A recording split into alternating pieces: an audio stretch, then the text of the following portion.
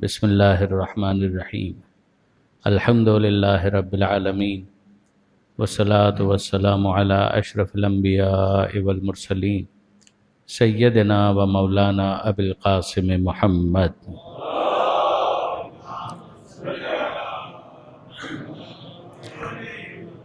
واہل بیتہ الطیبین الطاہرین المعصومین المظلومین المنتجبین المنتخبین المیامین لا سیما الامام المنتظر والحجۃ الثانی عشر الذین اذهب اللہ عنہم الرجس وطہرہم تطہیرا۔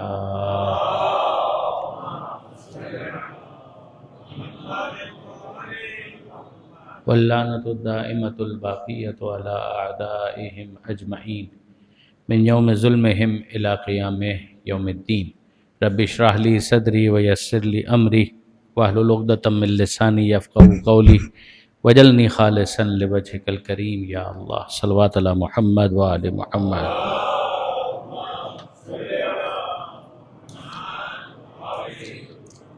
اما بعد فقد قال اللہ سبحانہ وتعالی فی القرآن الحکیم بسم اللہ الرحمن الرحیم سبحان الذی خلق الازواج کلها مما تنبت الارض ومن انفسهم ومما لا يعلمون۔ صلوات علی محمد و آل محمد۔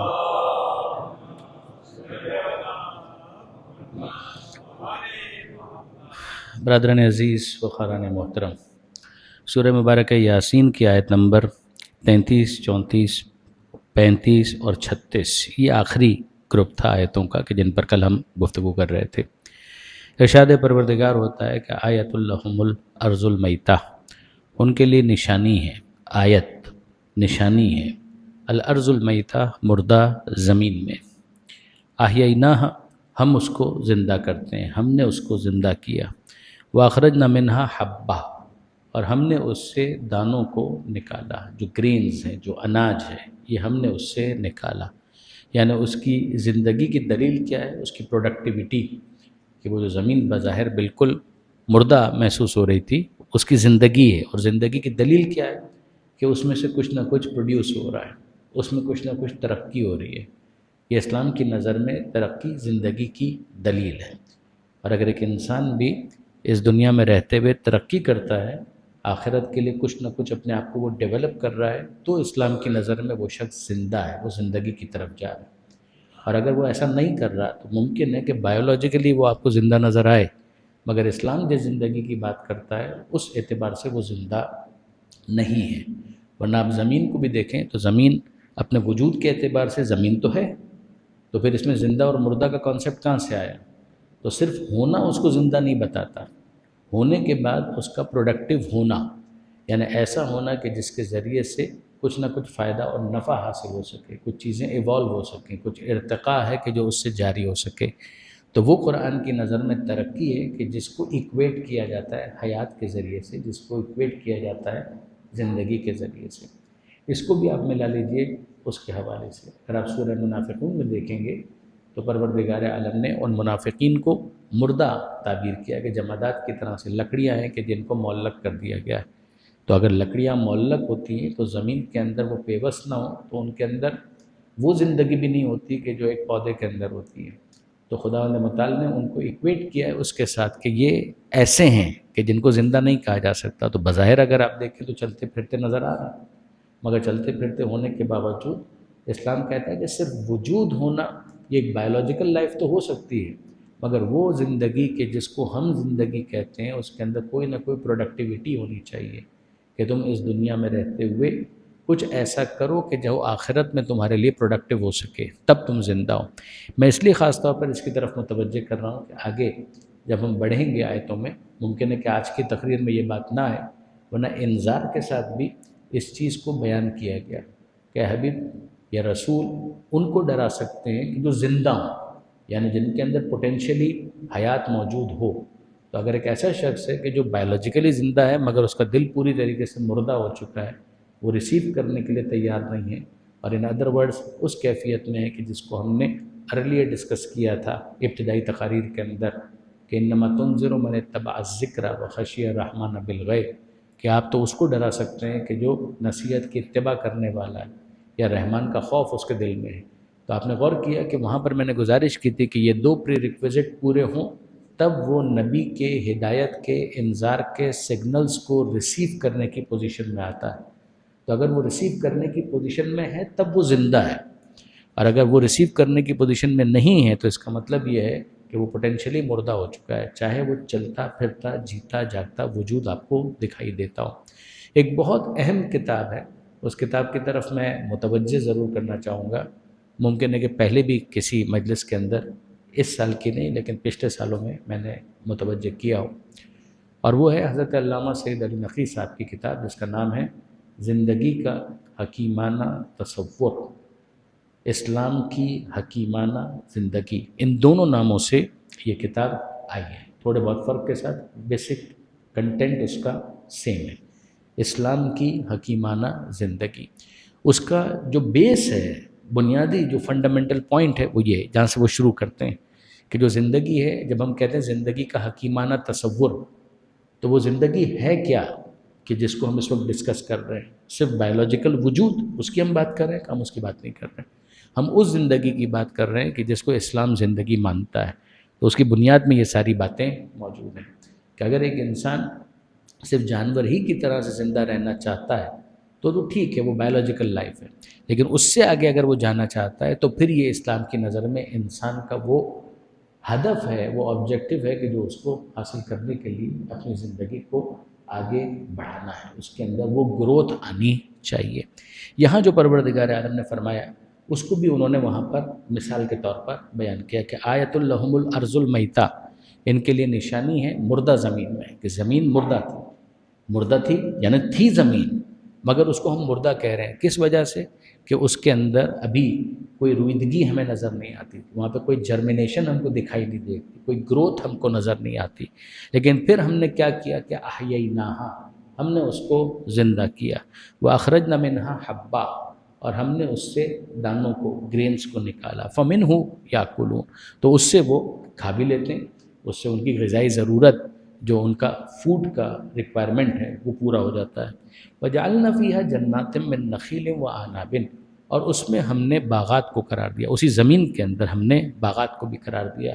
یعنی یہاں پر باغات سے مراد ہے آرچرڈس، یعنی میئر گارڈن نہیں، ایسے گارڈنز کے جن کے اندر فروٹ ٹریز موجود ہیں کہ جہاں سے میوے، ثمرات، فروٹس حاصل ہو سکتے ہیں. من نخیل وعناب، 2 کو ہائی لائٹ کیا، کھجور اور انگور، ڈیٹس اینڈ گریپس. وفجرنا فیہا من العیون، اور ہم نے ان میں چشموں کو جاری کر دیا. فجرنا، فجور کہتے ہیں ایک ایسا، ایون جو بم دھماکہ ہوتا ہے نا اس کو بھی کہتے ہیں انفجار یعنی بم دھماکہ ہوا. تو ایک گش کے ساتھ جو زمین سے ایک چشمہ جو جاری ہوتا ہے اس کی وجہ سے اس کے لیے یہ تعبیر استعمال ہوتی ہے فجرنا. ایون جو فجر کا وقت ہوتا ہے اس کو بھی فجر اسی لیے کہتے ہیں کہ وہ رات کا وقت تھا، وہ ختم ہوا اور گویا رات کا وہ پردہ تھا وہ پھٹا اور اس میں سے روشنی آنا شروع ہوئی. That is why it is called فجر. وہ جو ڈان کا جو وقت ہوتا ہے اس کو اس وجہ سے فجر کہا جاتا ہے. ایک انسان کو بھی فاجر کہا جاتا ہے، ہم کہتے ہیں فسق و فجور، یہ فاجر انسان ہے. تو فاجر اس کو کیوں کہا جاتا ہے؟ اس لیے کہ اس نے پروردگار عالم کی طرف سے دی گئی جو پاکیزگی کی ایک فطری چادر اس کے پاس موجود ہے اس کو اس نے تار تار کر دیا، اس کے اندر اس نے شگاف ڈال دیا. تو اگر اس کو شگاف ڈال دیا تو اس نے اس کو مینٹین نہیں کیا، دیٹ از وائی اس کو کہتے ہیں فاجر اور فجور. تو یہاں پروردگار عالم فرماتے ہیں وہ فجرنا فیہا من العیون، ان زمین کے اندر ہم نے چشموں کو جاری کر دیا. لیاکلوا من ثمرہ، تاکہ وہ اس کے پھل کو اپنی غذا کے طور پر استعمال کریں. وما عملتہ ایدیہم، یہ ان کے ہاتھوں نے تو اس کام کو انجام نہیں دیا.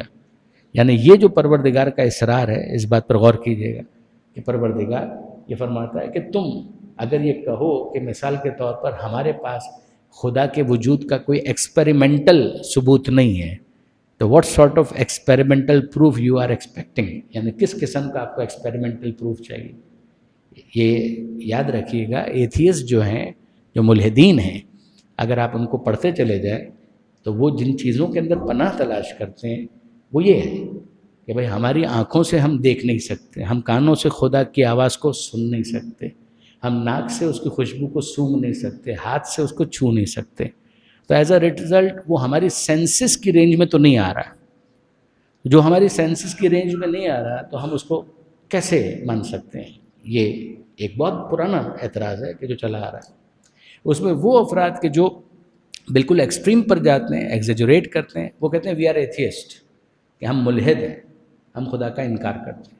اس میں جو ایک اسٹیپ نیچے آتے ہیں وہ کہتے ہیں کہ وی آر ایگنوسٹکس، ہم ایتھیسٹ نہیں ہیں مگر ہم ایگنوسٹک ہیں، ہم کو نہیں پتہ، ہو سکتا ہے خدا ہے، ہو سکتا ہے خدا نہ ہو، ہم کو نہیں معلوم خدا ہے یا خدا نہیں. سائنسدانوں کے اندر بھی اگر آپ دیکھیں گے تو زیادہ بڑی تعداد جو ہے وہ ایتھیسٹ کی نہیں ہے، وہ ایگنوسٹکس کی ہے.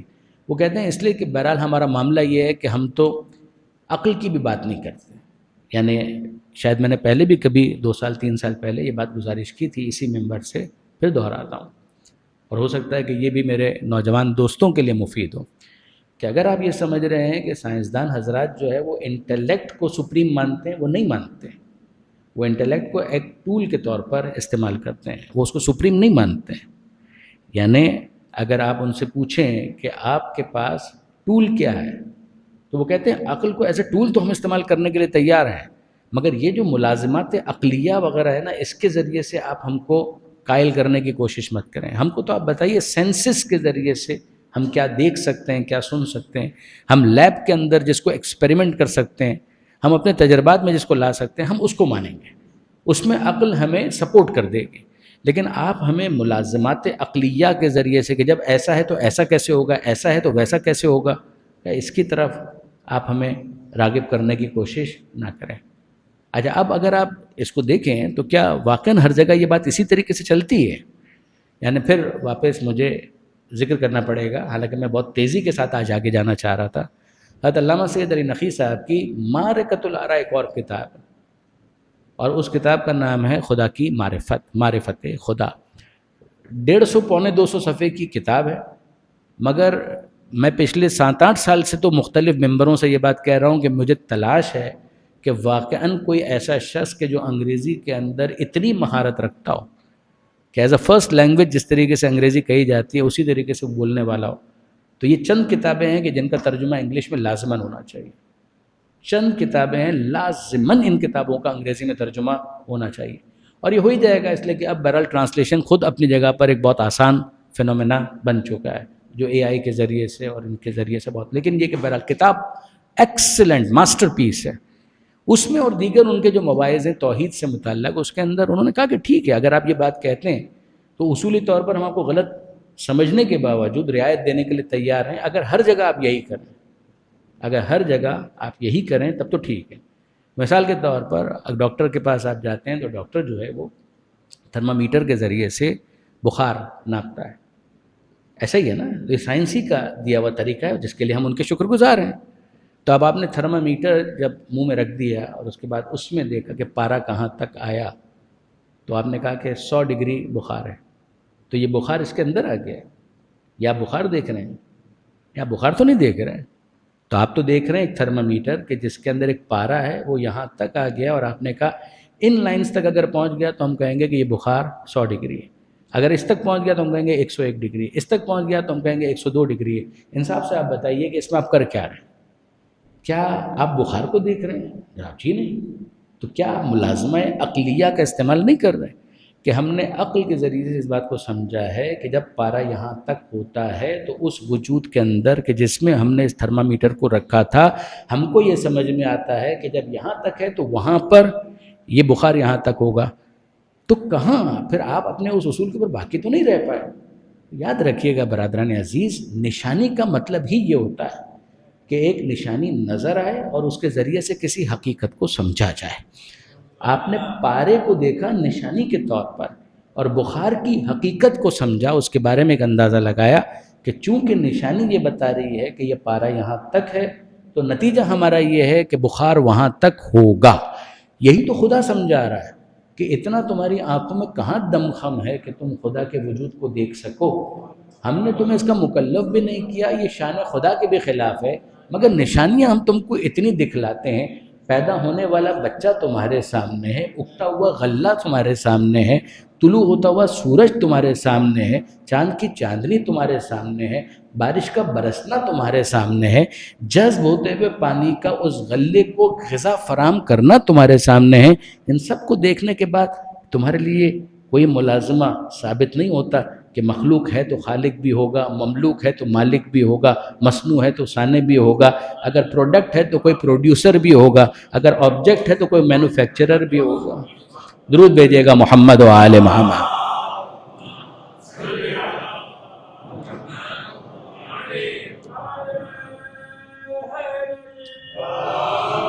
آپ اگر رچرڈ ڈاکنز کو بھی دیکھ لیں نا، کہ جو اس وقت ایتھیسٹ حضرات کا بابا آدم مانا جاتا ہے، یعنی میں کوئی طنز نہیں کر رہا، لیکن چونکہ ان کا انداز ہی اس طرح کا ہے، آپ دیکھیں گے ان کا ایک انٹرویو یوٹیوب کے اوپر اویلیبل ہے، ان کی کتاب گاڈ ڈیلیوژن، خدا کے بارے میں جو انہوں نے انکار کیا ہے، اس میں بھی اگر آپ دیکھیں اور دیگر جگہوں پر بھی آپ دیکھیں تو ایک بہت امپورٹنٹ ان کا ایک انٹرویو اویلیبل ہے یوٹیوب کے اوپر، جو مہدی صاحب کو انہوں نے انٹرویو دیا تھا، جس میں لوگ بھی موجود ہیں۔ یعنی کہنے والا اس بات کا قائل ہے کہ دنیا کائنات خود بخود بنی ہے، اور وہ اعتراض کس چیز کے اوپر کر رہے ہیں؟ وہ معراج کے سفر میں پیغمبر اکرم کے کسی سواری پر سوار ہو کر آسمانوں کی طرف جانے پر ہنس کر استہزاء کر رہے ہیں، تمسخر اڑا رہے ہیں، اور وہ کہہ رہے ہیں کہ جناب کیا آپ اس بات کو مانتے ہیں، مہدی آپ اس بات کو مانتے ہیں کہ کوئی شخص اس طریقے سے آسمانوں کی طرف کسی سواری پر بیٹھ کر جا سکتا ہے؟ اسے دنیا کے خود بخود پیدا ہونے پر کوئی حیرت نہیں، اسے دنیا کے کائنات کے خود بخود بننے پر کوئی حیرت نہیں ہے، اسے حیرت اس بات پر ہے کہ وہ خدائے قدیر و قادر اگر اپنے بندہ خاص کو ابدیت کے شاہکار کے طور پر کسی سواری پر سوار کر کے صاحب معراج بنا دے، یہ اس کے لیے حیران کن ہے۔ یہ وہ چیز ہے کہ جس کو اگر آپ دیکھیں، کہ اگر آپ سائنٹیفکلی دیکھیں تو پھر تو ٹھیک ہے، اگر یہ اسی طریقے سے تعجب کا اظہار کرنا ہے تو موبائل فون جب تک نہیں آیا تھا، آج 100 سال پہلے جو افراد اس دنیا سے چلے گئے ان کو پوچھیں کہ کیا آپ تصور کرتے ہیں کہ ایسا بھی کوئی وقت آ سکتا ہے کہ جب ہاتھوں کے اندر کوئی مشین ہوگی کہ جس سے لوگ ایک دوسرے سے گفتگو کریں گے؟ تو یقین کیجئے بہت سارے افراد تعجب کے ساتھ مذاق اڑاتے ہیں کہ یہ کیا ہے۔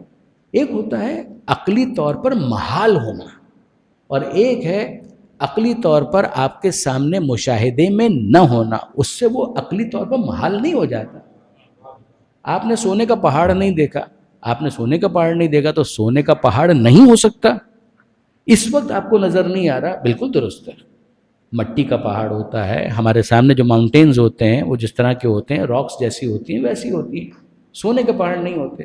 لیکن سونے کے پہاڑ نہیں ہوتے یہ الگ بات ہے، سونے کے پہاڑ نہیں ہو سکتے یہ الگ بات ہے۔ ایک ہے کسی چیز کا نہ ہونا، اور ایک ہے کسی چیز کا نہ ہو سکنا، اور ایک ہے کہ کسی چیز کا نہ ہونا اس وقت، مگر جب قدرت ان تمام وسائل کو فراہم کر دے تو پھر اس کے بعد وہ چیز اسی طریقے سے ہو جائے۔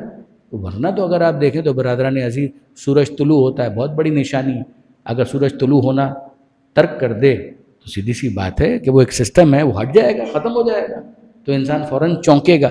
لیکن یہ ہے کہ جتنا حیران کن معاملہ یہ والا ہوگا کہ سورج طلوع نہیں ہوا، تو آپ انصاف سے بتائیے روز سورج کا طلوع ہونا اس کی کیا جسٹیفیکیشن ہے، سوائے اس کے کہ جو مالک و مختار ہے وہ جب تک سورج کو طلوع ہوتا ہوا دیکھنا چاہتا ہے سورج کو اذن طلوع عطا کرتا ہے، اور جب وہ چاہے گا کہ سورج خاموش ہو جائے تو وہ سورج کو طلوع ہونے کی اجازت نہیں فراہم کرے گا۔ اس کے علاوہ اور کیا سلسلہ ہے؟ پروردگار عالم نے ایک نظام قائم کیا ہوا ہے، اس نظام کے اندر رہتے ہوئے آپ اس نظام کو اسٹڈی بھی کیجئے، مملوک کی بھی معرفت حاصل کریں، اس تمہید کے ساتھ کہ مخلوق کی معرفت خالق کی معرفت کا زینہ بن جائے۔ بس یہ وہ چیز ہے کہ جو پروردگار عالم اس لفظ آیت کے ذریعے سے چاہتا ہے۔ آیتن ان کے لیے نشانی ہے، لہم الارض المیتہ، مردہ زمین کے اندر، احییناہا ہم نے اس کو زندہ کیا، واخرجنا منہا حبا اور ہم نے اس میں سے ان کے لیے دانوں کو، گرینز کو نکالا، فمنہ یاکلون جس میں سے یہ کھاتے ہیں، ہم نے ان کے لیے باغات، آرچرڈز ان کو اسی زمین کے اندر فراہم کر دیا، من نخیل و عناب جو کہ کھجور کے بھی ہیں، انگور کے بھی ہیں، وفجرنا فیہا من العیون اور اس میں سے ہم نے جاری کر دیا چشموں کو، لیأکلوا من ثمرہ تاکہ وہ اس کے پھلوں سے اپنی غذا کا انتظام کرے، وما عملتہ ایدیہم یہ ان کے ہاتھوں نے تو نہیں کیا تھا، یہ پروردگار عالم کا جو انداز ہے ذرا اس پر غور کیجیے، یہیں سے تو بات چلی تھی، وما عملتہ ایدیہم یہ ان کے ہاتھوں نے تو نہیں کیا، یعنی یہ جو تم کر رہے ہو یہ تمہارے ہاتھوں کی کارگزاری، واقعہ یہ تمہارا کام ہے۔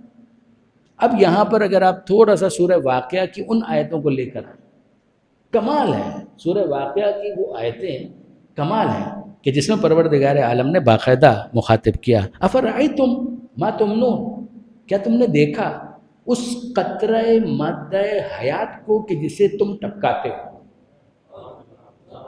وہ قطرہ مادہ حیات، یعنی میں بہت محتاط الفاظ استعمال کر رہا ہوں، وہ سیمینل ڈسچارج، وہ قطرہ نجس جس کو تم ٹپکاتے ہو. افرأیتم، کیا تم نے دیکھا، ما تمنون، جس کو تم ٹپکاتے ہو، انتم تخلقونہ ام نحن الخالقون، اس کو تم پیدا کرتے ہو، اس سے جیتا جاگتا وجود تم بناتے ہو یا ہم بناتے ہیں؟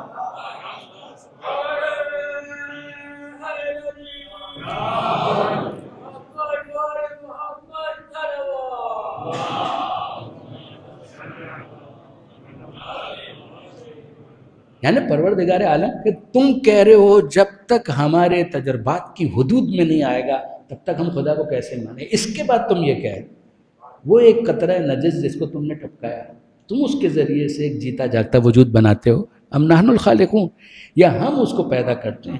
آگے پروردگار فرماتا ہے افرأیتم ما تحرثون، کیا تم دیکھتے ہو وہ بیج کہ جس کو تم زمین کے اندر ڈالتے ہو، انتم تزرعونہ، اس بیج سے درخت تم بناتے ہو یا ہم اس کو درخت بناتے ہیں. اور پھر پروردگار عالم فرماتا ہے افرأیتم، کیا تم نے دیکھا الماء الذی تشربون، وہ پانی کے جس کو تم پیتے ہو. افرأیتم الماء الذی تشربون، یہ پانی جو تم پیتے ہو، انتم انزلتموہ من المزن، اسے آسمان سے بارش بنا کر تم نازل کرتے ہو یا ہم نازل کرتے ہیں. پروردگار عالم کا یہ انداز بڑا ایک جلال والا ایک انداز ہے. پھر آخر میں افرأیتم النار التی تورون، تم اس آگ کے بارے میں کیا کہتے ہو کہ جس کو تم سلگا لیتے ہو، جس سے تم حرارت حاصل کرتے ہو، اس آگ کے لیے موجود لکڑی کو ایندھن کے طور پر ہم فراہم کرتے ہیں یا تم فراہم کرتے ہو؟ اگر وہ حرارت ہم فراہم نہ کریں تم ٹھٹر کر مر جاؤ. یعنی انسان خدا کا انکار کرنے کے لیے بڑا حوصلہ چاہیے، واقعاً بڑا حوصلہ چاہیے کہ انسان خدا کا انکار کرے. یہ کہہ کر ہمارے مشاہدے میں کہاں آ رہا ہے، ہمارے تجربات کی حدود میں کہاں آ رہا ہے. تو پروردگار فرماتا ہے کہ اتنی نشانیوں کے بعد تمہارے اندر حوصلہ ہے کہ تم یہ کہہ سکو کہ خدا نے ہم سے اس معاملے میں کوئی کانٹیکٹ نہیں کیا. نعوذ باللہ من ذالک. درود بھیجیے گا محمد و آل محمد.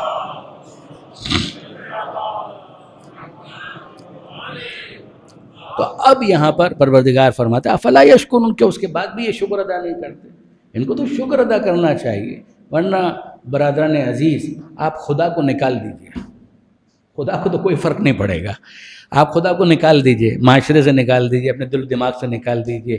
کبھی تصور کر کے دیکھیے کہ اگر ایک معاشرے میں تصور خدا نہ ہو، یہ تصور کرنا کہ تصور خدا نہ ہو کسی معاشرے کے اندر، کس ہیبت ناک، کس وحشت ناک ماحول کے اندر آپ کو لے جائے گا. میں آپ کو صحیح عرض کر رہا ہوں برادران عزیز، شکر ادا کرنا چاہیے ان تمام انتظام کرنے والوں کا کہ جنہوں نے ہم کو تلاوت قرآن اور دعائے کمیل کا روحانی نشہ عطا کیا. میں بہت سوچ سمجھ کر یہ لفظ استعمال کر رہا ہوں.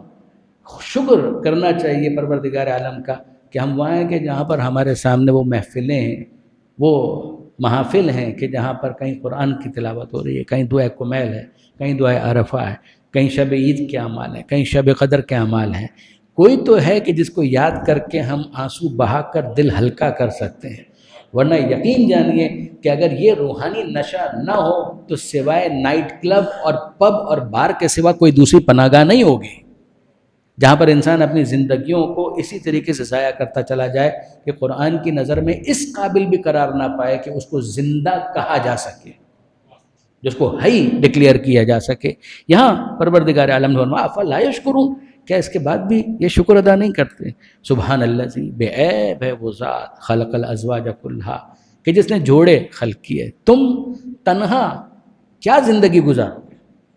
مائی dear, you are not in position to live in isolation. تم کو کمپنی چاہیے، تم کو کوئی کاندھا چاہیے کہ جس پر سر رکھ کر رو سکو، جس سے کوئی بات کر سکو، جس سے گفتگو کر سکو. خلق الازواج کلھا، ہم نے ہر ایک کو جوڑا جوڑا بنایا. اور جوڑے بھی صرف ایک ہی طرح کے نہیں ہوتے. کرکٹ کے اصطلاح میں آپ کہیں اوپننگ پیئر، تو وہاں پر کوئی جنسی اعتبار سے پیئر نہیں ہوتے کہ ایک مرد ہے اور دوسرا عورت ہے. بھائی ایک جوڑی کہ جو مل کر اس اننگ کو آگے بڑھائیں گے۔ اسی طرح سے آپ مکان بھی 2 لے لیتے ہیں تو کہتے ہیں مجھے مکان کی جوڑی مل گئی، تو یہ مکان کی جوڑی کوئی جنسی اعتبار سے جوڑی نہیں ہوتی ہے، لیکن آپ کہتے ہیں کہ یہ فلیٹس 2 مجھے مل گئے، بالکل جوڑے مل گئے، بہت اچھا ہو گیا۔ تو آپ یاد رکھیے گا، یعنی وہ کہ جس کے ساتھ کسی کی ہم آہنگی ہو، ایک اپوزٹ جنس کے اعتبار سے وہ بھی جوڑا ہوتا ہے، اور پھر ہم آہنگی کے اعتبار سے بھی مختلف افراد کا ہم خیال، ہم مزاج ہونا، ایک پارٹی کا بننا اور اس کے مقابلے میں دوسری پارٹی کا ہونا۔ پروردگار فرماتا ہے کل ہم نے تو ہر ایک کو جوڑا جوڑا بنایا، تو دنیا میں جتنے ہیں وہ سب کے سب جوڑے جوڑے کی صورت میں ہیں۔ دنیا کو بھی تو خدا نے پیدا کیا، توجہ کیجیے گا، آخری جملہ اس حوالے سے اور بات کو آگے بڑھانا۔ دنیا میں جتنا کچھ ہے اس سب کو خدا نے جوڑا جوڑا بنایا ہے، تو خود دنیا کو بطور مجموعی بھی تو خدا نے پیدا کیا ہے، تو اس دنیا کا بھی تو کوئی جوڑا ہوگا۔ توجہ کیجیے گا، دنیا میں آپ ہیں، میں ہوں، زمین سے اگنے والا غلہ ہے، ایٹم کے اندر الیکٹرون ہے، پروٹون ہے، یہ سب دنیا کے اندر ہے، اور دنیا کے اندر جتنی چیزیں ہیں ان سب کو پروردگار نے جوڑا جوڑا بنایا ہے، دس وے اور دیٹ وے۔ تو ہم کو سمجھ میں آتا ہے یہ سب تو جوڑوں کی صورت میں ہے، مگر خود دنیا بطور مجموعی، یہ بطور مجموعی اوورال، یہ جو پوری دنیا، یہ کائنات ہے، یہ بھی تو خدا کی مخلوق ہے، تو کیا اس کا بھی کوئی جوڑا ہے؟ یہی خدا سمجھانا چاہتا ہے کہ اس کو بھی ہم نے جوڑے کے بغیر نہیں رکھا ہے۔ دنیا میں جتنے ہیں ان کے جوڑے بھی ہیں، اور دنیا ہی کا ایک جوڑا ہے جس کو آخرت کہا جاتا ہے۔ یہ سب ایک دوسرے کو کمپلیمنٹ کرتے ہیں، میاں بیوی ہیں وہ ایک دوسرے کی کمی کو کمپلیمنٹ کرتے ہیں۔ یہی معاملہ دنیا کا آخرت کے ساتھ ہے کہ الدنیا مزرعۃ الآخرہ، کہ دنیا آخرت کی کھیتی ہے۔ جس طرح سے 2 اوپنرز مل کر ٹیم کی اننگز کو آگے بڑھاتے ہیں، بالکل اسی طریقے سے دنیا کے اندر جو کچھ کرتے ہو تمہاری اس آخرت کی اننگز کو آگے بڑھانے کی تمہید اور پہلا زینہ یہی دنیا ہے۔ درود بھیجیے گا محمد و آل محمد۔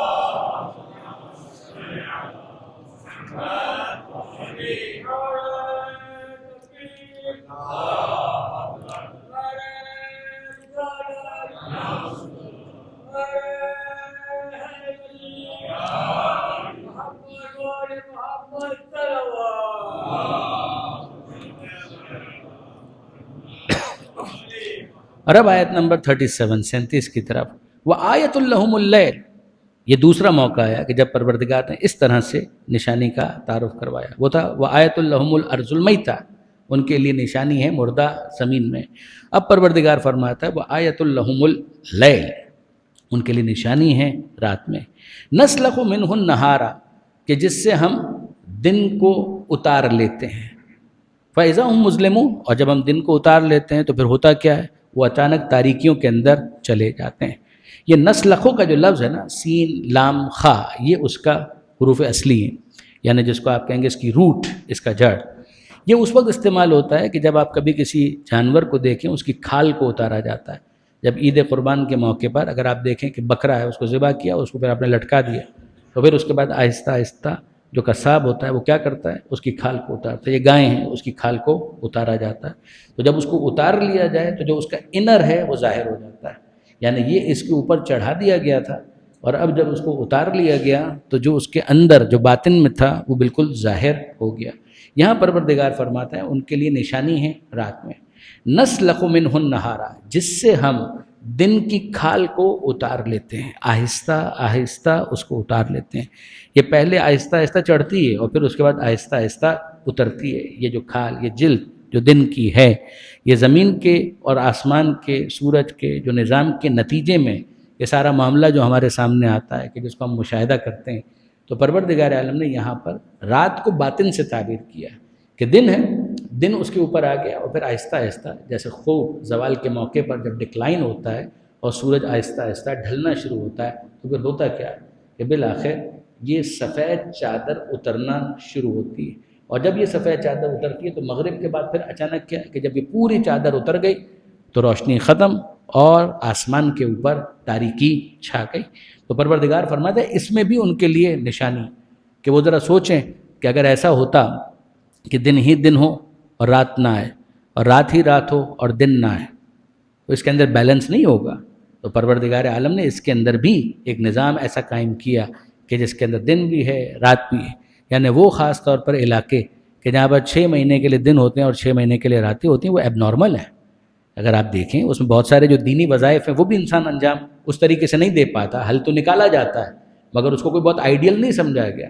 جیسے کہ وہاں پر بھی بہرحال دن اور رات ہیں تو صحیح، مگر اس کا دورانیہ جو ہے وہ اتنا زیادہ ہے کہ جو روٹین کی جو لائف ہے یا لائف اسٹائل ہے وہ اس کو ڈسٹرب کرتا ہے. عام طور پر جو انسان کے مشاہدے میں آتا ہے وہ کیا ہے کہ رات ہے پھر دن چلا گیا پھر واپس رات آ گئی. تو اس میں اصل جو ہے وہ رات ہے کہ جس کے لیے پروردگار عالم نے فرمایا کہ جعلنا اللیل لباسا وجعلنا النہار معاشا، کہ رات کو ہم نے بنایا ہے آرام کے لیے، سکون کے لیے.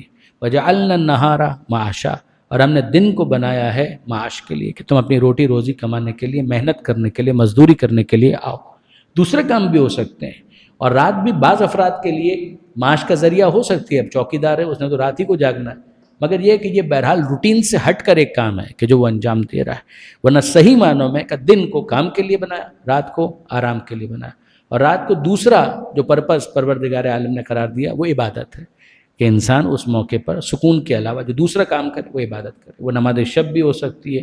سورہ مزمل میں اگر آپ دیکھیں گے تو پیغمبر اکرم کا وظیفہ جو بیان کیا گیا وہ تو عام افراد سے زیادہ ہے کہ یا ایھا المزمل قم اللیل الا قلیلا، اے چادر کے اوڑھنے والے راتوں کو قیام کریں، ہاں تھوڑا آرام بھی کیجیے. نصفہ، آدھی رات، او انقص منہ قلیلا، یا آدھی رات سے کچھ کم، او زد علیہ، یا آدھی رات سے کچھ زیادہ.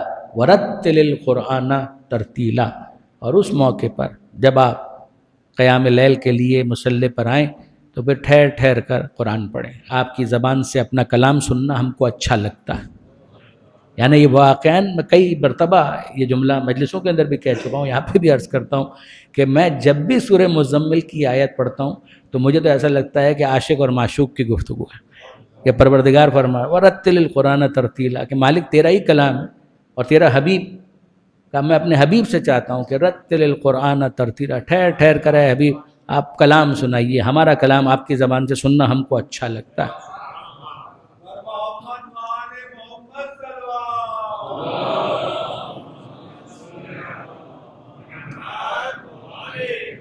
اور اسی کو اگر آپ دیکھیں گے تو پھر سورہ بنی اسرائیل میں بھی جہاں پروردگار عالم نے اوقات نماز پر گفتگو کی ہے تو وہاں پر ارشاد فرمایا اقم الصلاۃ لدلوک الشمس الی غسق اللیل وقرآن الفجر. یہ تین اوقات ہیں کہ جن میں 5 نمازیں پروردگار عالم نے کور کی. اقم الصلاۃ لدلوک الشمس الی غسق اللیل وقرآن الفجر، ظہر اثر مغرب عشاء اور فجر. ان قرآن الفجر کان مشہودا، یقیناً جو فجر کا وقت ہے وہ تو خاص مشہود ہے. اس وقت تو فرشتوں کی بھی شفٹنگ ہو رہی ہے کہ رات کے فرشتے جا رہے ہیں اور دن کے فرشتے آ رہے ہیں. تو ظہر اثر کی جو نمازیں ہیں وہ دن کے فرشتے دیکھتے ہیں، مغرب عشاء کی جو نماز ہے اس کو رات کے فرشتے دیکھ رہے ہیں. مگر فجر کی نماز ایک ایسا وقت ہے کہ جس وقت رات کے آن ڈیوٹی فرشتے موجود ہیں اور وہ جانے والے ہیں، اور دن کے فرشتے آن ڈیوٹی آنے والے ہیں. تو اس موقع پر یہ بھی شاہد بنتے ہیں، یہ بھی شاہد بنتے ہیں، اور مشہود ہوتی ہے فجر کی نماز. تو فجر کی نماز کا اسٹیٹس ایک الگ ہی اسٹیٹس ہے، ان قرآن الفجر کان مشہودا. اور پھر اس کے بعد پروردگار فرماتا ہے وَمِنَ اللَّيْلِ فَتَحَجَّدْ بِهِ نَافِلَةً لَكَ، اے حبیب رات کا ایک وقت آپ تہجد کے لیے بھی وقف کریں، آپ یہ کام کریں. نَافِلَةً لَكَ، یہ آپ کے لیے ایک اضافی ذمہ داری ہے.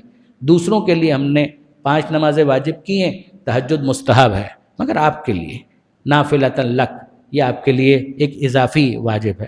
آپ نے یاد کیا جو میں نے آپ کے سامنے ایک پورا وہ تھیسس گزارش کیا تھا کہ انکار رسالت بربنائے بشریت، کہ بشر ہے تو پھر اب رسول کیسے ہو سکتے ہیں، اور اگر رسول ہیں تو پھر بشر کیسے ہو سکتے ہیں. یہی تو مقصد ہے کہ ہم نے اس بشر کو جو بشر نور ہے رسول بنایا، جو اس انداز سے تمہارے سامنے نمونہ عمل بنے گا کہ تم کو کہے گا 5 نمازیں پڑھو، اور جب تم سامنے سے پوچھو کہ آپ بھی پڑھیں گے تو وہ کہے میں 5 فجر ظہر عصر مغرب عشاء بھی پڑھوں گا اور 11 رکعت نماز تہجد بھی واجب کے طور پر پڑھوں گا. پھر میں تم سے کہوں گا ورم مجھے بھی آتا ہے، پیر میرے بھی دکھتے ہیں، تھکن کا احساس مجھے بھی ہوتا ہے، نیند مجھے بھی آتی ہے، مگر ان تمام تر ذمہ داریوں کے بعد میں یہ رات میں کام کر کے دکھاؤں گا. وَآیَةٌ لَهُمُ اللَّيْلُ نَسْلَخُ مِنْهُ النَّهَارَ، ہم نے اس سے دن کی چادر کو کھینچ لیا. فَإِذَا هُمْ مُظْلِمُونَ، جس کے بعد وہ تاریکیوں میں چلے جاتے ہیں کہ اب دن کی مصروفیات ختم ہو گئی، اب آرام کا وقت آ گیا۔ والشمس تجری لمستقر لہا، اور سورج ہے جو اپنے ٹھکانے کی طرف بڑھتا چلا جا رہا ہے۔ ذالک تقدیر العزیز العلیم، یہ حساب کتاب ہے۔ تقدیر یہ مقدار سے ہے، تقدیر یعنی حساب کتاب۔ یہ حساب کتاب کس کا ہے؟ اس خدا کا ہے جو عزیز بھی ہے اور علیم بھی ہے۔ عزیز وہی زبردست، اس پہ تو پہلے بھی بات ہو چکی۔ علیم جو جاننے والا بھی، قدرت بھی ہے اس کے پاس، طاقت بھی ہے، شکست ناپذیر ہے، ایسا عزت والا کہ جس کے پاس کسی قسم کا ظلم نہیں ہے، وہ صاحب عزت، صاحب قدرت ہے، زبردست، عزیز اور علیم، علم بھی اس کے پاس ہے۔ ذالک تقدیر العزیز العلیم۔ اب ظاہر ہے کہ یہ سورج کے اوپر گفتگو بھی سبسیکوینٹ جو آیت ہے اس کے اندر چاند پر گفتگو ہونی ہے۔ پروردگار نے فرمایا والشمس تجری، سورج چل رہا ہے، جاری ہے، لمستقر لہا، اپنے مستقر کی جانب، اپنے ٹھکانے کی جانب، اس کو جیسے ہم نے پروگرام کیا ہے اسی طریقے سے وہ چل رہا ہے۔ یہ بہت انٹرسٹنگ ہے برادران عزیز، آپ لوگ تو ماشاءاللہ صاحبان مطالعہ ہیں، پڑھے لکھے افراد ہیں میرے سامنے، تو یقیناً مجھے بہت زیادہ تفصیل بیان کرنے کی ضرورت بھی نہیں، مگر اپنے فقط نوجوان دوستوں کو خالی متوجہ کرنا چاہوں گا۔ ایز اٹ اپیئرس، جو ہمارے سامنے آنکھوں کے آتا ہے وہ تو یہ ہے نا کہ سورج، the sun rises in the east and sets in the west, یہ ہمارا مشاہدہ ہے، لیکن یہ مشاہدہ ہمارا تحقیق کی روشنی میں غلط ثابت ہوا۔ یعنی اگر ہم اس کو ایز اٹ اپیئرز ہی لے لیں اور گیون لے لیں تو پھر تو وہی والی بات ہے کہ سورج طلوع ہو رہا ہے اور سورج غروب ہو رہا ہے، but is it really the case? محاورے ہمارے نہیں بدلے ہیں ان تحقیقات کے بعد بھی، محاورے ہمارے تبدیل نہیں ہوئے، اس لیے کہ محاورے مشاہدے کی بنیاد پر، یعنی جب ہم کہہ رہے ہوتے ہیں کہ سورج طلوع ہوتا ہے تو میں بھی اس بات کی طرف متوجہ ہوں، آپ بھی اس بات کی طرف متوجہ ہیں کہ یہ زمین کی موومنٹ ہے کہ جس کی وجہ سے محسوس یہ ہوتا ہے کہ سورج طلوع ہو رہا ہے، یہ زمین کی حرکت ہے کہ جس کی وجہ سے محسوس یہ ہو رہا ہے کہ سورج غروب ہو رہا ہے، ورنہ سورج طلوع نہیں ہو رہا، سورج غروب نہیں ہو رہا، یہ بالآخر زمین کی موومنٹ ہے، اور زمین کی جو موومنٹ ہے وہ بھی اراؤنڈ اٹس ایکسس، اپنے محور کے گرد، جس سے دن اور رات بنتے ہیں، اور پھر ایک موومنٹ وہ ہے کہ جو بال کی صورت میں، ایک دائرے کی صورت میں اس کی موومنٹ ہے کہ جس کے نتیجے میں وہ سارا سلسلہ زمانے کا آگے بڑھتا ہے، تو یہ تو ہم کو معلوم ہے۔ جب پہلے مرحلے میں اگر آپ دیکھیں نا تو ہوا یہ کہ جب تک یہ ساری چیزیں ڈسکور نہیں ہوئی تھی، یعنی کتابوں میں آپ دیکھیں گے تو بڑی پر لطف گفتگو اس حوالے سے موجود ہے، جب یہ چیزیں ڈسکور نہیں ہوئی تھی تو اس موقع پر کون سا نظریہ چل رہا تھا؟ اس زمانے میں نظریہ چل رہا تھا بطلیموس کا۔ ممکن ہے کہ آپ میں سے بعض احباب نے یہ نام سنا، بطلیموس، آپ لکھیں گے اس کو انٹرنیٹ کے اوپر تو آسانی کے ساتھ آپ کو اس کی پوری ڈیٹیل مل جائے گی۔ یونانی فلاسفر تھا، ہی واز ناٹ اے مسلم، ایک یونانی فلاسفر تھا، سائنسدان آپ کہہ لیجیے، حیات دان آپ کہہ لیجیے، اس زمانے کا جیسی بھی سائنس ہوا کرتی تھی اس زمانے میں وہ فلسفے ہی کا ایک حصہ ہوا کرتا تھا، ایک برانچ یا اس کی ایک آف شوٹ ہوتی تھی، اور وہ اس بارے میں بھی اپنے نظریہ بیان کرتے تھے۔ تو وہ ان حرکتوں کی طرف کوئی متوجہ نہیں تھے، وہ ان حرکتوں کی طرف کوئی متوجہ نہیں تھے، بلکہ یہ سارے ستارے جتنے ہیں ان کو وہ کہتے تھے کہ جیسے ایک بڑی چادر ہے اور اس چادر کے اندر آپ مختلف بٹن ٹانک دیں تو جس طریقے سے بٹن چادر کے اندر ہوتے ہیں کہ اسی طریقے سے آسمان کے اوپر یہ جتنی بھی چیزیں ہیں ان کو ٹانک دیا گیا ہے، تو ان کا کوئی سلسلہ اس قسم کا نہیں ہے، وہ یوں سمجھا کرتے تھے، اور اسی کو باقاعدہ پڑھایا جاتا تھا، یعنی کورس کے طور پر، نصاب کے طور پر پڑھایا جاتا تھا، مدرسوں میں بھی پڑھایا جاتا تھا، اور الگ سے بھی اگر کوئی انسٹیٹیوٹ ہے تو اس میں یہی پڑھایا جا رہا تھا، اس کا اسلام سے کوئی تعلق نہیں تھا، مگر یہ چیزیں گیون لی جاتی تھی کہ ہاں اسی طریقے سے، چیک کر کے تو کسی نے نہیں دیکھا، تو ایک جو تھیوری یا ایک ہائپوتھیسس ہے اسی کو اسی طریقے سے پڑھایا جاتا تھا اور بتایا جاتا تھا، اٹ واز دا کیس۔ پھر اس کے بعد جب سائنس آگے بڑھی ہے اور اس کے ذریعے سے بالکل اس کو پروف کیا گیا کہ نہیں، یہ تو ہمارا مشاہدہ غلط ثابت ہو رہا ہے اس کے اندر، کہ جس چیز کو ہم آبزرویشنل پیرامیٹرز کے اوپر سمجھ رہے تھے کہ نہیں جناب سورج طلوع ہو رہا ہے تو ٹھیک ہے، مشاہدہ تو یہی ہے، لیکن ایسا ہے نہیں، یہ تو زمین کی موومنٹ ہے کہ جس کی وجہ سے سورج یوں طلوع ہوتے ہوئے محسوس ہوتا ہے، غروب ہوتے ہوئے محسوس ہوتا ہے۔ تو اس کے بعد بھی آپ کے محاورے تو وہی رہے، لیکن یہ ہے کہ محاوروں کا استعمال کرتے ہوئے بھی میں بھی جانتا ہوں، آپ بھی جانتے ہیں، سائنسدان بھی جانتے ہیں، سب جانتے ہیں کہ نہیں جناب زمین جو ہے وہ حرکت کرتی ہے اور سورج تو حرکت نہیں کرتا۔ جب یہ چیز ڈسکور ہوئی اور آیت یہ والی تھی وَالشَّمْسُ تَجْرِي لِمُسْتَقَرٍّ لَهَا، کہ سورج چلا جا رہا ہے، تو بہت مذاق اڑایا گیا، بہت مذاق اڑایا گیا اس موقع پر۔ کہ جناب دیکھیے قرآن مجید کے اندر تو یہ سائنٹیفک ایرر تو آ گیا، اس لیے کہ اب تو بالکل اسٹیبلش فیکٹ ہے کہ زمین حرکت کرتی ہے، سورج تو حرکت نہیں کرتا. تو بڑی آسانی کے ساتھ ہم یہ کہہ سکتے تھے کہ جناب محاورے تو آج بھی آپ کے نہیں بدلے ہیں، قرآن مجید بھی محاوروں کی یعنی عربی زبان ہی میں گفتگو کر رہا ہے نا. لیکن نہیں، پھر معاملہ اس سے بھی آگے بڑھا اور یہ بات سمجھ میں آئی کہ نہیں جناب، یعنی یہ سائنٹیفکلی اس کو آپ چیک کیجئے گا اپنے طور پر کہ نہیں جناب معاملہ صرف اتنا بھی نہیں ہے. ایک تو آپ کہہ لیجئے کہ زمین موو کرتی ہے fair enough around its axis اور پھر ریوالو کرتی ہے، یہ تو ایک ہے. سورج موو کرتا ہے یا نہیں کرتا؟ درست ہے کہ یہ جو سورج ہمیں طلوع ہوتا ہوا نظر آ رہا ہے یہ اس کی موومنٹ کی وجہ سے نہیں ہے، فائن، یہ زمین کی موومنٹ کی وجہ سے ہے، انڈرسٹوڈ، بالکل ٹھیک ہے. مگر ریگارڈلیس ان تمام تر چیزوں کو رکھیں سائیڈ میں، سورج خود اراؤنڈ اٹس ایکسس موو کرتا ہے یا نہیں کرتا؟ ایک سوال ہے نا. اور پھر اس کے بعد سورج اپنے ایکسس کے اراؤنڈ جو موو کرتا ہے اس کے علاوہ کیا اس کی کوئی اور موومنٹ بھی ہے؟ جواب جی ہاں، اراؤنڈ اٹس اون ایکسس بھی موو کرتا ہے اور پوری گیلیکسی سمیت بھی اس کی موومنٹ. یعنی یہ بھی اپنی جگہ پر کہ یہ زمین پورا نظام، اس نظام کے ساتھ بھی سورج موو کر رہا ہے، اور اس موومنٹ کے اندر ایک اور موومنٹ یہ والی موومنٹ ہے کہ جس میں زمین کی موومنٹ ہے، جس کی وجہ سے ہم کو سورج طلوع ہوتا ہوا اور غروب ہوتا ہوا نظر آتا ہے. تو یہ قرآن مجید نے جو کہا اس کا کچھ عرصے تک مذاق اڑایا گیا انٹل دا ٹائم کہ جب یہ بات ریویل ہوئی، کنکلوڈ ہوئی کہ نہیں جناب اپنی جگہ پر سورج کی موومنٹ خود بھی ہے. ایسا نہیں ہے کہ سورج موو نہیں کر رہا، سورج بھی موو کر رہا ہے اور اپنے اس پورے سسٹم کے ساتھ موو کر رہا ہے. اب اس کو فردر ایکسپلور کرنے کے لیے نہ آپ کو لائبریری جانے کی ضرورت ہے، نہ کسی پروفیسر سے اپوائنٹمنٹ لینے کی ضرورت ہے. اس کے لیے تو بہت آسان ہے، جائیے اور جا کر انٹرنیٹ کے اوپر ٹائپ کیجئے اور اتنا لکھیے کہ کیا سن کی خود اپنے طور پر بھی کوئی موومنٹ ہے یا کوئی موومنٹ نہیں، and you will get the answer. درود بھیجیے گا محمد و آل محمد.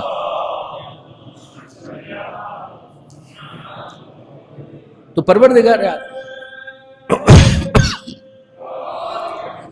پروردگار عالم فرماتا ہے کہ ذالکہ تقدیر العزیز العلیم، یہ حساب کتاب ہے اس خدا کا جو خدائے عزیز اور علیم ہے. بنیادی طور پر جہاں تک آبزرویشن کا تعلق ہے، بہرحال سورج کے طلوع اور غروب ہونے کی وجہ سے ہمیں اپنے دن کا حساب رکھنے میں بڑی آسانی ہوتی ہے. یعنی اس وقت ہمارے اور آپ کے سب کے ہاتھوں میں گھڑی بندھی ہوئی ہے، مگر آپ فرض کیجئے کہ آپ کسی صحرا میں اور یہ گھڑی فیل ہو جاتی ہے، تو آپ کے پاس کیا ایک نیچرل سورس ہے کہ جس کے ذریعے سے آپ وقت کا تعین کر پائیں گے؟ اس وقت آپ کے لیے جو نیچرل کلاک ہے یہ آپ کا سورج ہے کہ جس کے ذریعے سے پتہ چلے گا. اور دوسرا جو آپ کا نیچرل کیلنڈر ہے وہ آپ کا چاند ہے کہ جس کو دیکھ کر آپ without any help of internet, کسی کیلنڈر کے بغیر نیچرلی آپ فقط آسمان پر چاند کو دیکھ کر اس بات کا اندازہ کر سکتے ہیں کہ آج کون سا دن ہے مہینے کا. یہ پہلی تاریخ ہے، دوسری تاریخ ہے، تیسری تاریخ ہے، چوتھی تاریخ. مسئلہ سارا کیا ہوا کہ جیسے ہی ایک مصنوعی زندگی، ایک ورچوئل ورلڈ کے اندر ہم لوگ چلے گئے نا، تو نیچر کو آبزرو کرنے کا کس کے پاس وقت ہے؟ اب تو اگر آپ دیکھیں یعنی آخری مرتبہ، برا مت مانیے گا، میں آپ کو کوئی طنز نہیں کر رہا، مجھے ایک بات بتائیے، آخری مرتبہ کب آپ نے فل مون دیکھا تھا باقاعدہ اہتمام کے ساتھ کہ چھت پر جا کر دیکھتے ہیں کہ ہاں پورا چاند کیسا ہوتا ہے؟ کب دیکھا؟ آخری مرتبہ کب آپ نے باقاعدہ اہتمام کے ساتھ کہ ہم کو سورج کا غروب ہونے کا منظر دیکھنا ہے؟ وہ آپ جا رہے ہیں کہیں پر گاڑی میں اور آپ کی نظر پڑ گئی، وہ ایک الگ بات ہے، اور پھر واپس آپ دوسرے کاموں کی طرف متوجہ. نہ، نیچر کو اس طرح سے آبزرو کرنا، اس میں تو خود اتنا چارم ہے، اس میں تو خود اتنی اٹریکشن ہے کہ انسان کبھی ویسے ہی چلا جائے ساحل سمندر پر، پانی کو انجوائے کرنے کے لیے نہیں، سمندر کی موجوں کو انجوائے کرنے کے لیے نہیں. وہ سمندر کی موجیں آ رہی ہیں، جا رہی ہیں، اور ایسے میں جب وہ آسمان کی طرف دیکھے اور سورج غروب ہوتا ہوا اسے دکھائی دے، وہ کتنا ریفریشنگ ہوتا ہے. ممکن ہے کہ آپ کو احساس ہو کہ یہ سب سے بڑا اینٹی ڈپریسنٹ ہے. یہ سارے ڈپریشن کو ختم کرنے کے لیے پروردگار عالم نے یہ نیچرل میڈیسن ہے کہ جو آسمان میں رکھی ہوئی ہے. لیکن یہ کہ ہم اس کی طرف توجہ کہاں کرتے ہیں؟ یہی چیز یہاں پروردگار عالم بیان کرتا ہے، وَالْقَمَرَ قَدَّرْنَاهُ مَنَازِلَ، اور جو چاند ہے اس کی بھی ہم نے منزلیں مقرر کی ہوئی ہیں. جب تم آبزرو کرتے ہو اس کے پیچھے جو فینومینا کام کر رہا ہے وہ اپنی جگہ پر، مگر جو تم مشاہدہ کرتے ہو، وَالْقَمَرَ قَدَّرْنَاهُ مَنَازِلَ، ہم نے اس کے لیے منزلیں مقرر کی ہوئی ہیں. آخری 2-1 راتوں کے اندر تمہاری آبزرویشن سے بالکل باہر ہو جاتا ہے. جو اس بات کی علامت ہوتی ہے کہ اب نیا مہینہ شروع ہونے والا ہے. اور پھر تم نئے مہینے کی طرف آتے ہو تو تم کو کیا نظر آتا ہے؟ ہلال. اور پھر جو ہلال ہے کرسنٹ، وہ آہستہ آہستہ بڑھتا ہے. جو آہستہ آہستہ اس کا بڑھنا ہے یہ تمہیں بتاتا ہے کہ مہینہ آگے کی طرف جا رہا ہے. یہاں تک کہ فل مون ہو جاتا ہے، انڈیکیشن ملتا ہے کہ مڈ آ گیا ہے، آدھا مہینہ ہو چکا ہے. اور پھر واپس وہ سوکھنے کی طرف جاتا ہے، یعنی آہستہ آہستہ اس میں سے کچھ نہ کچھ حصہ کم ہوتا چلا جاتا ہے. ایک نیچرل کیلنڈر ہے کہ جو پروردگار عالم نے آسمان کے اوپر رکھا ہوا ہے. وَالْقَمَرَ قَدَّرْنَاهُ مَنَازِلَ حَتَّى عَادَ كَالْعُرْجُونِ الْقَدِيمِ، یہاں تک کہ وہ بالکل سوکھی ہوئی ٹہنی شجر، جو کھجور کے درخت کی سوکھی ہوئی ٹہنی ہوتی ہے اس کی طرح سے بن جاتا ہے، جو بالکل اختتام کا جو چاند ہوتا ہے. لَلشَّمْسُ يَنبَغِي لَهَا أَن تُدْرِكَ الْقَمَرَ، سورج کی مجال نہیں ہے کہ وہ آگے بڑھ کر چاند کو پکڑ لے، وہ اس کے پاتھ کے اندر انٹروین کرے، نہ نہیں ہو پائے گا. وَلَا اللَّيْلُ سَابِقُ النَّهَارِ، اور نہ رات دن سے پہلے آئے گی. سورج کی مجال نہیں ہے کہ وہ آگے جا کر چاند کو پکڑ لے، نہیں ہوگا. تو کانفیڈنس تو دیکھیے. پہلے اس نے کہا یہ حساب کتاب ہے تقدیر العزیز العلیم، اس خدا کی جو عزیز اور علیم ہے. سسٹم تمہارے سامنے ہے. پھر اس کے بعد کہہ رہا ہے کہ لَلشَّمْسُ، سورج کی مجال نہیں ہو پائے گا. يَنبَغِي لَهَا أَن تُدْرِكَ الْقَمَرَ، کہ وہ انٹروین کر دے، چاند کے پاتھ کے اندر چلا جائے. وہ اس کا سال بھر کا جو روٹ ہم نے بنایا ہے کہ جس کے ذریعے سے تمہیں آبزرو یوں ہوتا ہے کہ یوں یوں یوں یوں یوں دن آگے بڑھ رہے ہیں، وہ اسی طریقے سے ہوگا. وَلَا اللَّيْلُ سَابِقُ النَّهَارِ، نہ ہی یہ ممکن ہے کہ رات دن سے پہلے آ جائے. وَكُلٌّ فِي فَلَكٍ يَسْبَحُونَ، وہ ہر ایک اپنے اس روٹ کے مطابق جو ان کو دے دیا گیا ہے تیرتے رہیں گے. یہ اسی طرح سے چلے گا. اب میں آپ کے سامنے پھر ظاہر ہے کہ وقت تو اب ختم ہوا نا، آخری بات کرتا ہوں. آپ نے مختلف جگہوں پر دیکھا ہوگا، ریل کے جو پلیٹ فارمز ہیں اس کے اوپر دیکھیں، وہاں پر جو افراد ہوتے ہیں وہ کیا کر رہے ہوتے ہیں؟ وہ کر یہ رہے ہوتے ہیں کہ جناب یوں کرو اس لیے کہ اب یہاں سے ٹرین جانے والی، اب یوں کرو اس لیے کہ یہاں سے ٹرین جانے والی ہے. اگر ہم نے نہیں کیا تو کیا ہوگا؟ یہ ٹکرا جائے گا. اور اگر وہاں پر کمی ہو گئی، 10-15 سیکنڈ بھی لیٹ ہو گئے تو وہ یوں ٹکرا جائے گا. تو یہ آپس میں ٹکرا جائیں گے، یہ اس بات کی دلیل ہے کہ پیچھے کوئی آپریٹ کرنے والا نہیں ہے. لیکن اگر وہ آپریٹ کرنے والا آپریٹ کر رہا ہے تو یہ دلیل بنے گی کہ جناب سارا کام صحیح چل رہا ہے، اس کا مطلب وہ آدمی اپنی جگہ پر کام کر رہا ہے. پروردگار عالم یہی سمجھانا چاہ رہا ہے، اے میرے بندوں، ٹرین کی پٹریوں سے پٹریوں کو آپریٹ کرنے والے تک پہنچ جاتے ہو، سورج اور چاند کے نظام کو جاری و ساری دیکھ کر خالق تک نہیں پہنچ پاتے.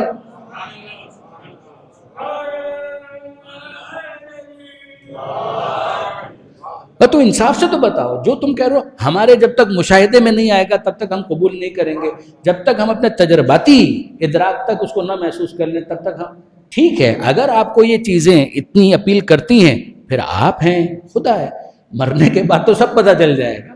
لیکن امتحان اس دنیا کا تھا، امتحان اس کائنات کا تھا. انصافاً انسان اپنے گریبان میں جھانکے، اپنے ضمیر کو جھنجھوڑے، اپنے دماغ میں تلاش کرے کیا یہ نشانیاں کافی نہیں ہیں؟ یقین کریں کہ نشانیاں بہت کافی ہیں اگر کوئی سوچنا اور سمجھنا چاہے. رات نشانی، دن نشانی، سورج نشانی، چاند نشانی، یہ سب نشانیاں ہیں. میں نے ابھی آپ کی خدمت میں عرض کیا کہ رات کا ایک کام ہے آرام، رات کا دوسرا کام ہے عبادت. یہ ہمیں اس وقت بھی سمجھ میں آیا کہ جب حسین مظلوم شب عاشور یہ کہہ رہے تھے کہ یہ رات مجھے چاہیے تاکہ میں عبادت پروردگار انجام دے سکوں. حضرت عباس کو بھیجا تھا، کیوں آئے یہ لوگ؟ حملہ کیا. اے میرے بھائی عباس، جا کر ان سے کہو ایک رات اور ہم چاہتے ہیں تاکہ پروردگار عالم کی بارگاہ میں مناجات کر سکیں، ہم خدا کی بارگاہ میں عرض ادب کر سکیں. جس طرح سے بھی وہ مہلت مل گئی. اور اب اس کے بعد آپ جانتے ہیں کہ کیفیت کیا، ساری رات ساری شب خیموں سے عبادت، راز و نیاز پروردگار، تسبیح پروردگار. کدوی النحل الفاظ ہیں تاریخ کے اور مقتل کے، کہ جس طرح سے شہد کے چھتے سے مکھیوں کے بھن بھنانے کی آواز آتی ہے، حسینی خیام سے عبادت کی آواز آ رہی تھی، کہیں تسبیح کہیں تحلیل. مگر ان سب سے پہلے حسین نے ایک کام کیا، اور وہ کام کیا آپ جانتے ہیں کہ سب کو بلا کر کہا جو جانا چاہتا ہے چلا جائے. میں مختصر کر رہا ہوں، میں بہت لمبی بات نہیں کر رہا، جو جانا چاہتا ہے چلا جائے. کوئی نہیں گیا. میں چراغ بجھا دیتا ہوں، چراغ کو جب روشن کیا گیا کوئی نہیں گیا، سب موجود تھے اس موقع پر. اور اب سب کو دعائیں دے کر رخصت کر دیا. سند بھی دے دی کہ جیسے ساتھی مجھے ملے، نہ میرے نانا کو ملے، نہ میرے بابا کو ملے، نہ میرے بھائی کو ملے. یہ آپ نے سنا ہے نا. پھر اس کے بعد حسین ابن علی مصلی عبادت پر ہیں اور محسوس ہوا کہ کوئی موجود ہے. پیچھے مڑ کر دیکھا کہ میرے بھائی حسن کی نشانی قاسم، میرے بھائی حسن کی نشانی قاسم. تو سوال کیا کیا، اے بیٹا قاسم اس وقت یہاں پر آنا کیسا ہوا؟ یہ رات کا وقت ہے، بڑوں کے عبادت کا وقت ہے، بچوں کے آرام کا وقت. اب یہ حسینی مزاج کہ یہ رات تو غیر معمولی اہمیت کی رات ہے، بڑوں کی عبادت کا وقت ہے بیٹا، بچوں کے آرام کا وقت ہے، یہاں پر آنے کا کیا سبب ہے؟ کہا چچا بس ایک سبب، جاننا چاہتا ہوں کل شہید ہونے والوں میں میرا نام شامل ہے، کل کے شہید ہونے والوں میں میرا نام شامل ہے یا نہیں. تو جناب امام مظلوم نے کہا کہ اے بیٹا قاسم ذرا آہستہ بولو، تمہاری ماں نہ سن لے. کہا چچا میری ماں نے ہی مجھے آپ کے پاس بھیجا ہے، اور یہ کہہ کر بھیجا ہے کہ اے قاسم ایسا نہ ہو کہ کل تو میدان میں سستی کا مظاہرہ کرے اور لوگ فروا کی تربیت پر سوال اٹھائیں کہ حسن کا لال کا بھی میدان میں سستی کا مظاہرہ نہ کرتا، یہ فروا کے دودھ کی خرابی تھی. تو بیٹا مجھے کل میدان میں رسوا مت کرنا، جناب زہرا کے سامنے میں شرمندہ نہیں ہونا چاہتی، مجھے میری ماں نے بھیجا ہے. تو اب حسین مظلوم کہتے ہیں بیٹا اتنا بتاؤ کیف الموت عندک، کیف عندک الموت، مرنے کی بات تو کر رہے ہو مگر موت تمہارے نزدیک کیسی ہے؟ کہ یا ام احلی من العسل، اے چچا جان موت وہ تو شہد سے زیادہ میٹھی ہے. اور اب حسین مظلوم نے کہا اے قاسم تم اپنی کیا بات کر رہے ہو، کل کے شہید ہونے والوں میں تمہارا ننھا بھائی علی اصغر بھی شامل ہے. اور اب قاسم کہتا ہے چچا جان اصغر تو اتنا چھوٹا ہے، اپنا سوال بھول گئے، اطمینان تو ہو گیا کہ میں تو شہید ہوں گا، مگر اصغر تو اتنا چھوٹا ہے خود سے تو میدان میں جا نہیں سکتا، تو کیا یہ بے حیا فوج خیموں تک آئے گی؟ اور حسین نے اطمینان دلایا کہ نہیں اصغر کو میں اپنی گود میں لے کر جاؤں گا. لیکن عزیزوں قاسم کی بارگاہ میں اتنا تو کہیں کہ اے شہزادے آپ اتنا سوچ کر پریشان ہو گئے کہ یہ فوج بے حیا فوج خیموں تک آئے گی، مگر شام غریبہ میں آ کر دیکھیے خیمے جل رہے ہیں، بیویاں لٹ رہی ہیں، چادریں چھینی جا چکی ہیں. الا لعنۃ اللہ علی الظالمین وسیعلم الذین ظلموا ای منقلب ینقلبون. بار الہ اس قلیل توسل کو اپنی بارگاہ میں قبول فرما، ان آنسوؤں کو جناب سیدہ کے رومال میں جگہ عطا فرما. مالک تجھے واسطہ محمد و آل محمد کا، بیماروں کو شفا عطا فرما، بے روزگاروں کو رزق حلال عطا فرما، بے اولاد صالح عطا فرما. زمانے کے امام کے ظہور میں تعجیل فرما، ہمیں ان کے آوان و انصار میں شمار فرما. ربنا تقبل منا انک انت السمیع العلیم وتب علینا انک انت التواب الرحیم.